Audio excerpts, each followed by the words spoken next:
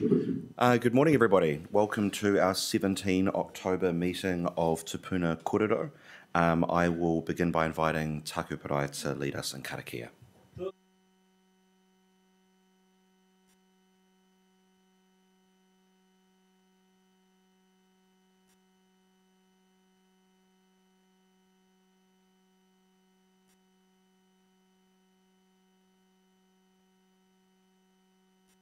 Fly, Taihoto, fly.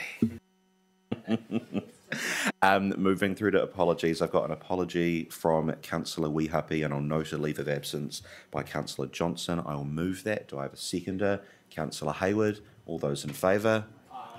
Opposed? That is carried. We're beginning today with a public forum. We have one speaker online, Niha Mahajan. Niha, you will have 5 minutes to speak and you will hear a bell at 4 minutes. That 5 minutes includes time for questions. So if you wish there to be any questions, please make sure at around the time you hear the bell, you wrap up your initial remarks. Niha, over to you. Hello, everybody. Sorry, I've just got confirmation yesterday that I'm speaking today.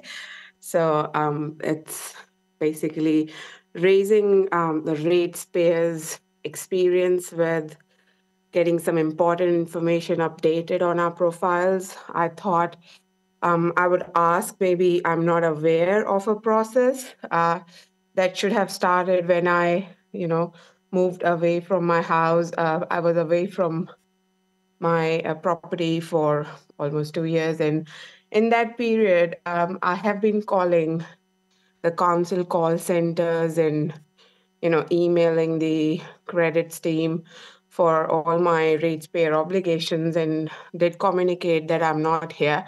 But it doesn't look like there is a specific standard process where all your communication, gets diverted to the right opted option that the ratepayer has informed all these parties. I was even calling from overseas, so your call center can see the overseas call numbers. I still don't understand that I have to come here and talk about it because the managers should have picked that up and heard my objection of sending all the letters that were coming still to the house that I did not get access to, and I only saw them in after a year. And all those letters are saying that you are not responding to our previous letters. So then at least there should have been a process where you respond on my email, because I received all the communication otherwise through email in all that year. So I wanted to raise that because I shouldn't have had to come here and email at least 8 times on the same issue. Somebody should have heard by now.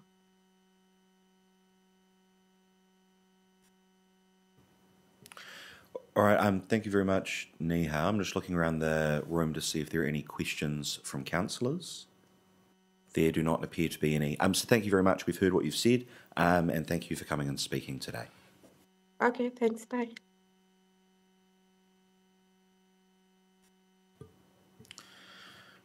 All right, moving through to conflict of interest declarations. Are there any conflicts of interest? There do not appear to be any. There are no items of extraordinary business. I'll move to confirmation of minutes for the Thursday, 3 October 2024 meeting. I will move those minutes, ask for a seconder. Councillor Duncan, thank you very much. Are there any comments or corrections on the minutes? No. I will put that. All those in favour, please say aye. Opposed? That is carried. That moves us to item 7.1, the Porirua City Council Transport Bylaw. I will move the report to open it for discussion, seconded by Councillor Ford. Thank you very much. I will begin by inviting council officers to speak to the report.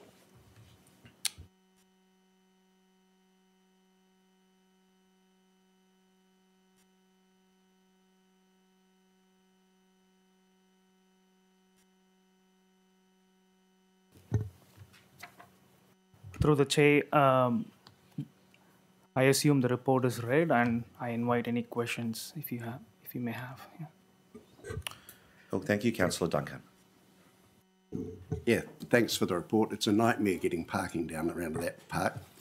I couldn't help wondering, I might have missed it in the report, but why is it for the full week when it's really only at a time when football's in progress there that the parking places are occupied?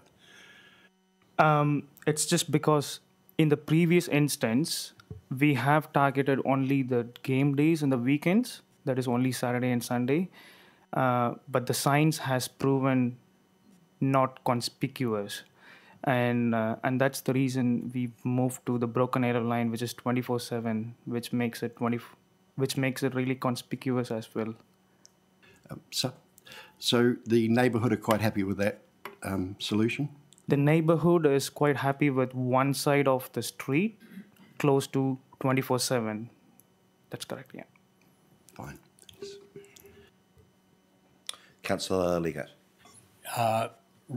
Rather a question, a comment rather than a question. I think this is an end to a process that has gone on for quite a while, and I think, I commend officers that we've gone through this process, that people have been involved right from the start, and we've come to a solution like this, which I think is good for everyone. Thanks. Mayor Baker. Thank you. Yeah, I agree with both of you. It's been a process, and it is not just cricket. Not just football. It is other sports as well. How are you going to stop the cars once the lines go in, parking on the huge berm at the top? Like there were 6 cars on there weekend before last, and it's basically a parking slot. And so when you're trying to get in and out, you can't see a damn thing because of the lack of car parks. So just like you to be aware, they are parking on the right side when you come out of the street because that's a huge berm.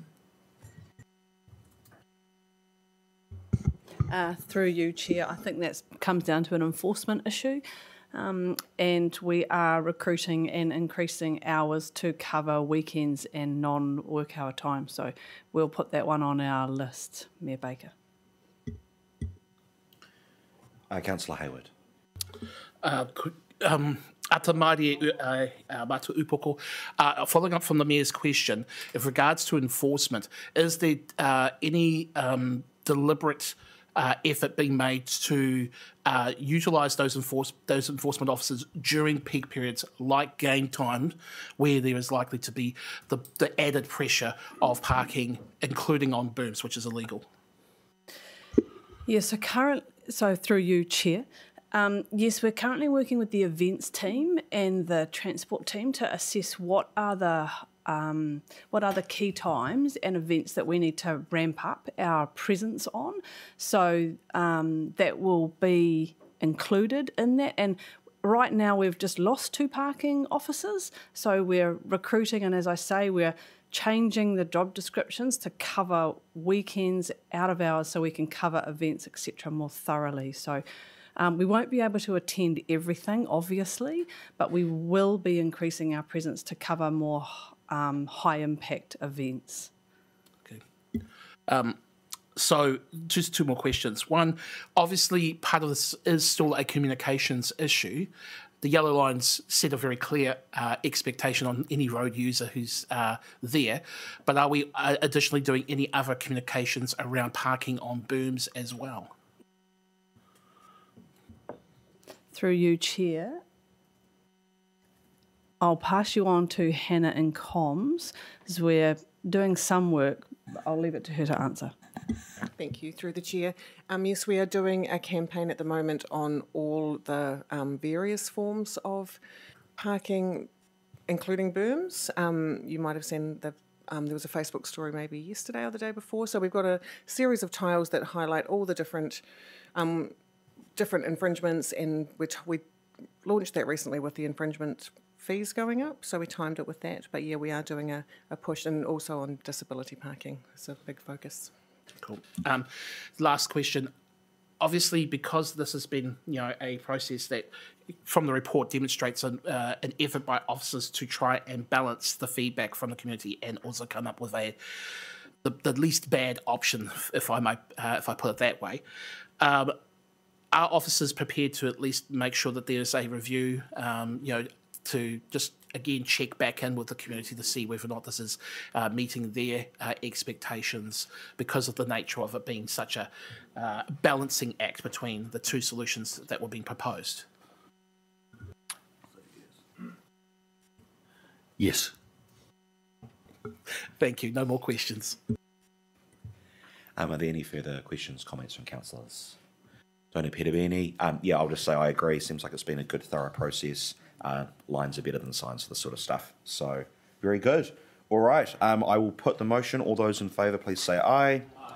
Opposed? That is carried. We'll move through to item 7.2, proposed change 1 and variation 1 to the regional policy statement.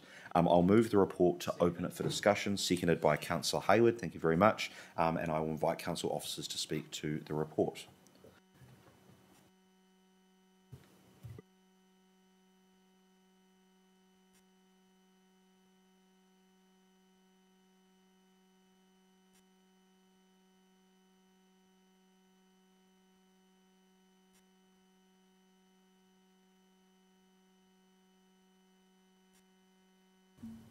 Sorry, I'm a first timer. Kia ora, everyone.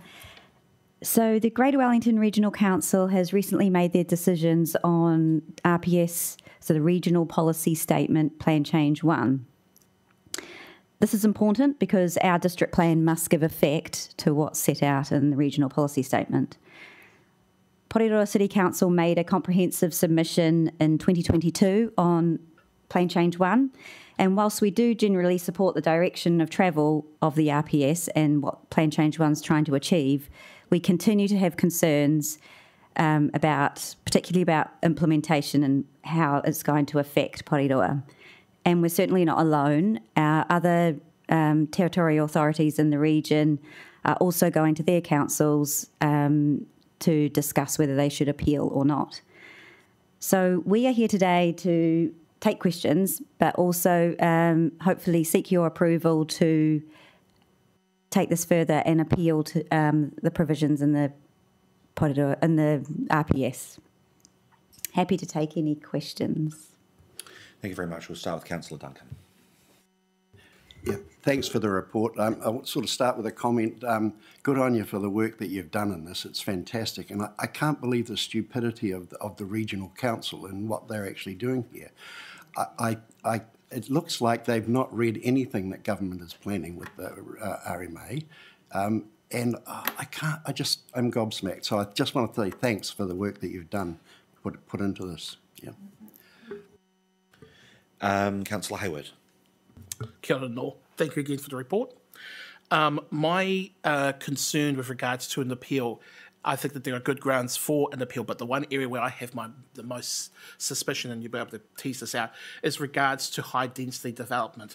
Nothing in our appeal would be projecting our views from Porirua City Council position that would be reducing the commitments that we've made within our own district plan around increased density. Is that correct? It's only about the difference between Regional Council and Porirua City Council with regards to the RPS. Yes, that's correct. Yes, I'd say that's correct. What we really want to do is ensure that there's alignment between what the RPS is saying and what we've already done in our proposed district plan. So we don't want to have to rework or go back to the drawing board on what we've already achieved, but certainly not reducing anything that we've already got in there. In terms of the current affected local territorial authorities for which this RPS is subject to, how many of those councils have a district plan in place, notwithstanding the National Policy Statement on Urban Development, that would have an equal incongruity when it comes to intensification? You can answer that. I'll take that one. That's probably quite a hard question to answer without analysing all the other district plans. Certainly Wellington City has a very recent district plan, are probably in a very similar position to us.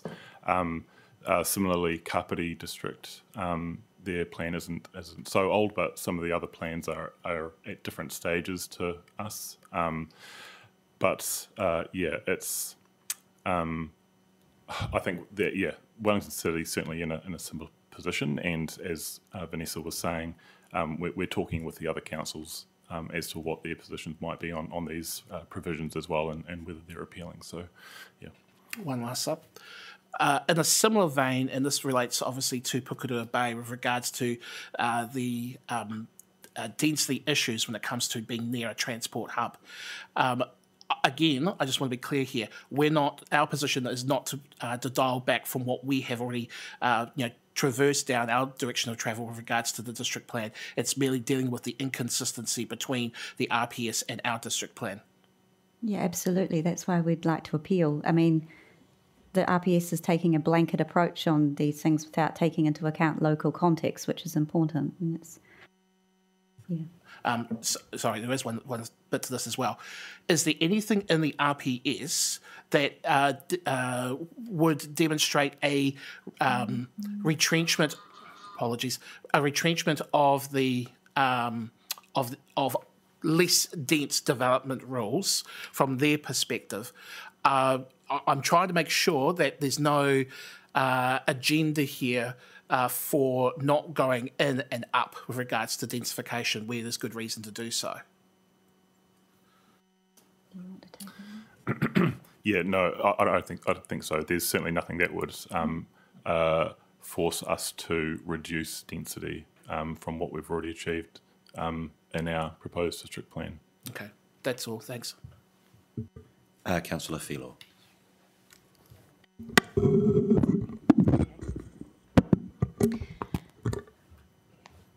Just going off that last point that Councillor Hayward brought up regarding the high density in Pukerua Bay, what can you remind me what our current plan, district plan is around the density? Is it less than 6 levels up? Was it? Yes, correct. So the decisions that were made through the proposed district plan implemented the medium density, which is 3 units on 1 lot up to 3 stories, but it didn't put in high density within Pukerua Bay. So, yeah. And is the reason they're suggesting high density because of it's close to the railway station? Is that what they're suggesting? Yeah.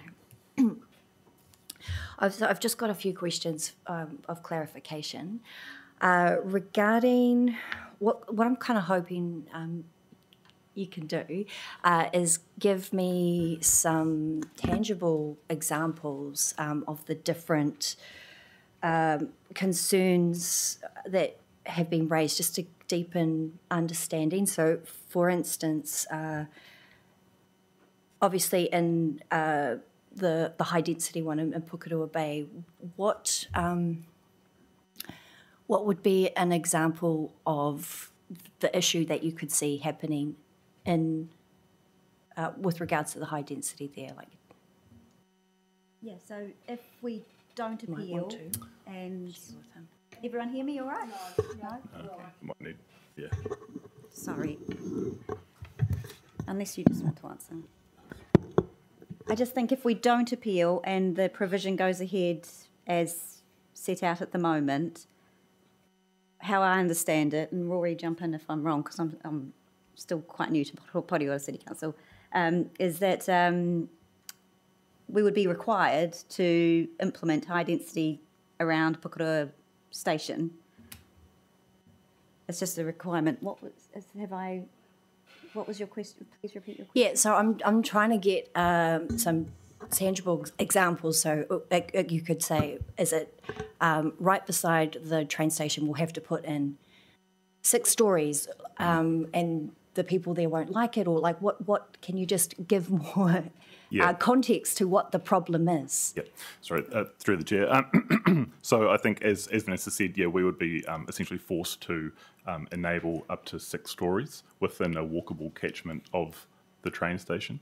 And so part of the reason that we didn't do that through the intensification planning instrument was that the services within Pukerua Bay aren't there to really support that level of development in that area.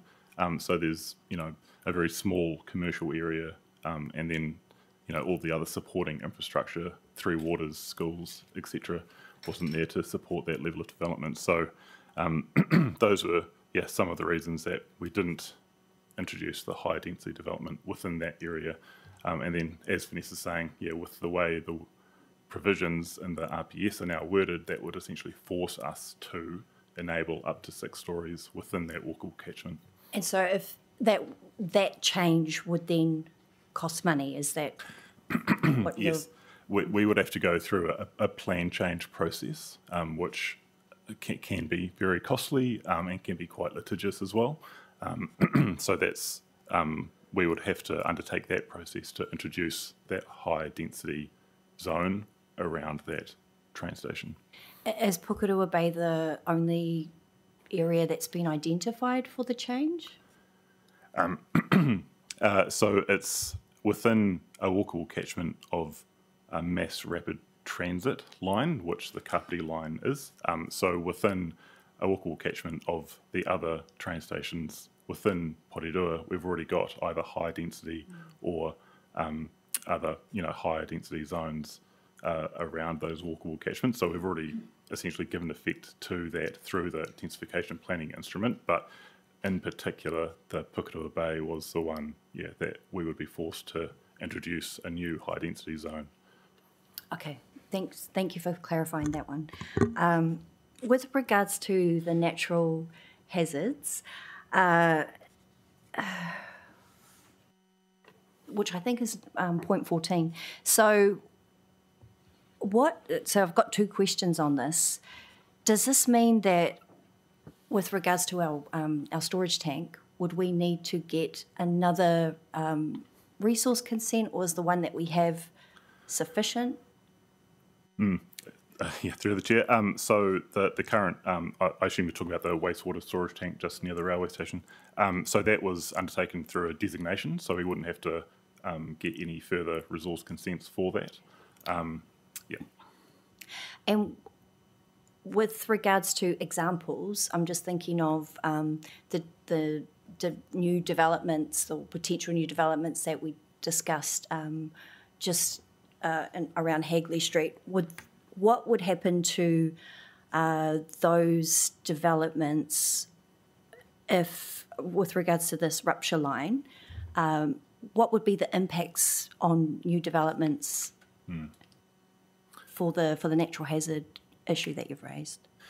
So I think one of the really significant issues is that the wording of the provisions which they've introduced are very strong, and they've used an avoid within those policies. So to undertake, and I should say we're still undertaking a detailed assessment of these very complex policies in some cases, but as we're reading it at the moment, redevelopment within those high hazard areas would essentially not be allowed. Not be allowed? At all. So it would be very difficult to progress redevelopment within those high hazard areas. So we just couldn't build anything there? It's some of the wording, it introduces, not increasing the risk.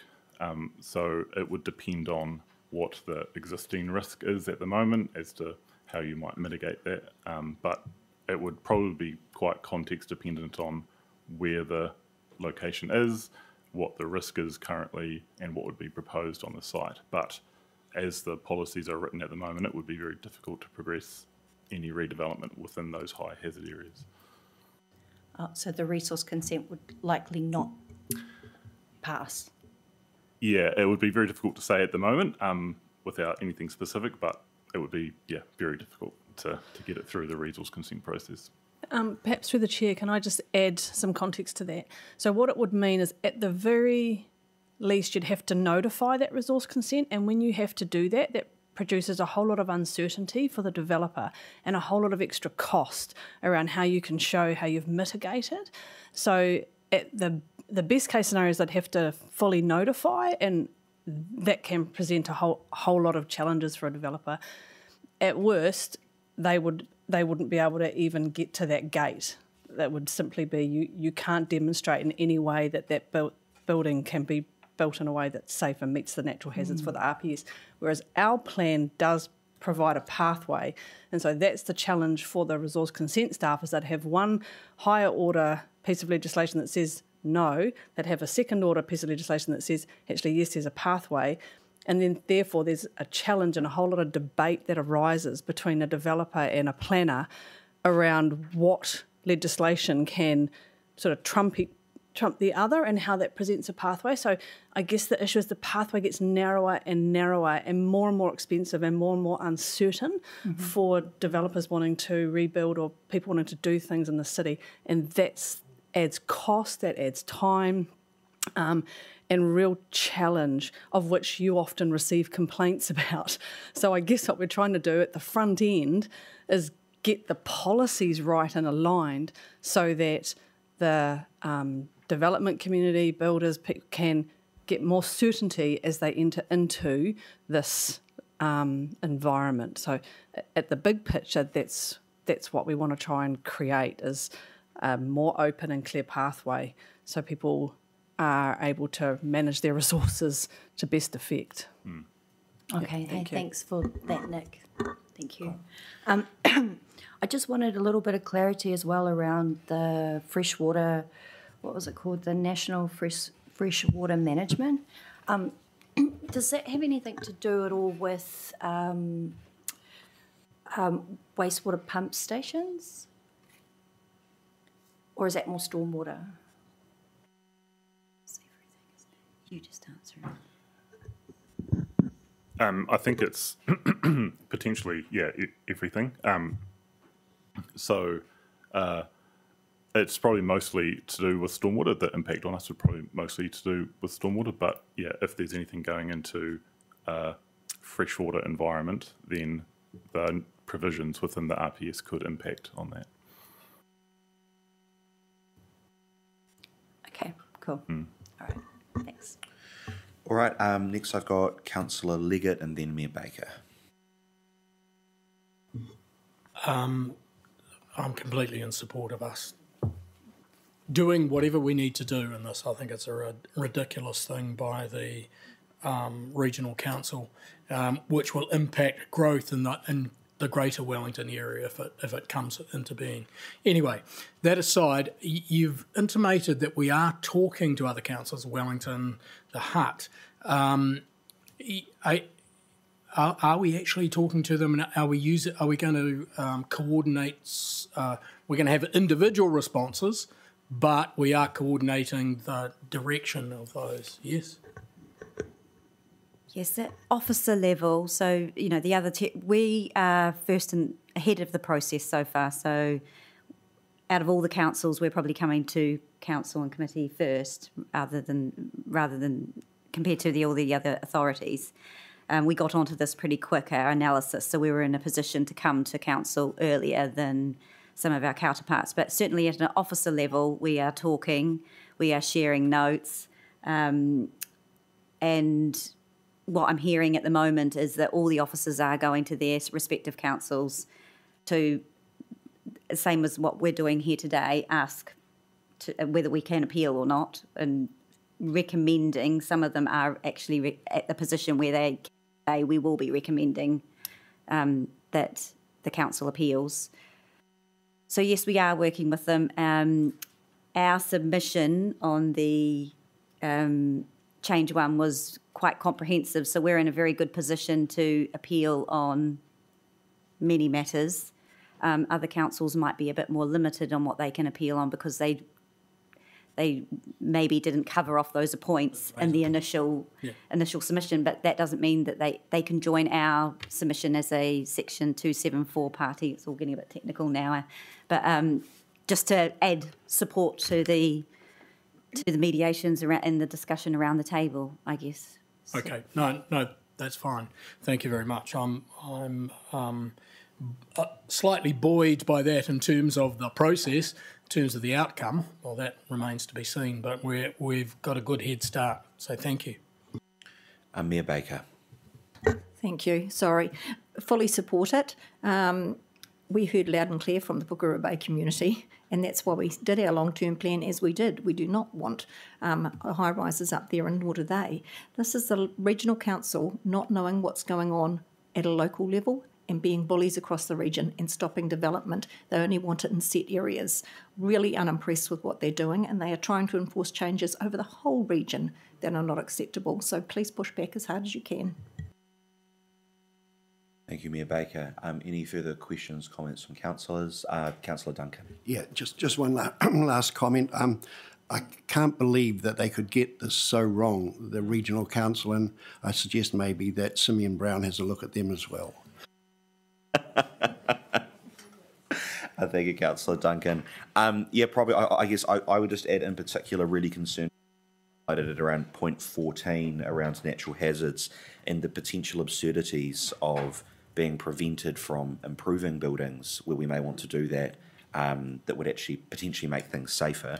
It feels like it's a case here of potentially some noble intention with a bit too much of a broad brush that hasn't given enough effect to Purirua's particular circumstance.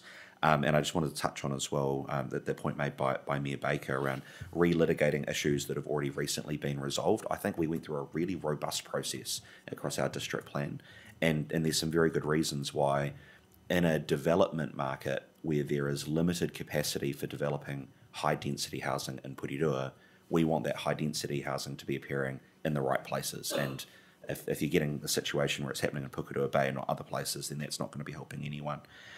So yeah, we've gone through a robust process. This makes a lot of sense to me. I think it seems pretty much everyone supports it.